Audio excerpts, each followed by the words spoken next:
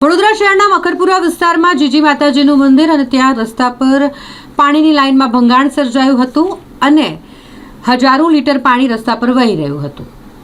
આ રીતે રસ્તા પર પાણીનો વેડફાટ થઈ રહ્યો હોય આસપાસના લોકોમાં દુકાનદારોમાં ભારે રોષ જોવા મળી રહ્યો છે, કારણ કે એક તરફ તો શહેરમાં ઘણા બધા એવા લોકો છે કે જેમને પીવાનું પાણી જ નથી મળી રહ્યું અને બીજી તરફ આ રીતે પાણીનો વેડફાટ થઈ રહ્યો હોય, કોર્પોરેશન દ્વારા કામગીરી ન કરવામાં આવતી હોય એટલે લોકોએ રોષ ઠાલવ્યો હતો। સ્પાર્ક ટુડે ન્યૂઝના માધ્યમથી વહેલામાં વહેલી તકે અહીં કામગીરી કરવામાં આવે તે માટે રજૂઆત કરવામાં આવી હતી। અહીં પાણી વહી રહ્યું હોય જેના કારણે મોટો ભૂવો પડી ગયો હતો।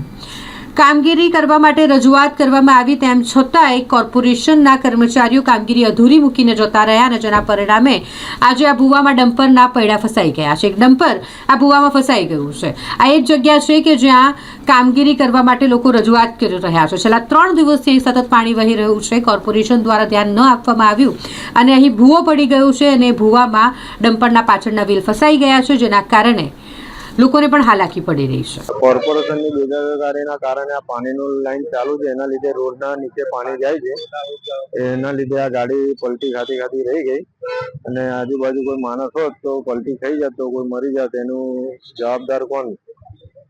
એટલે કોર્પોરેશને આ વહેલી તકે કામ પતાવવું જોઈએ।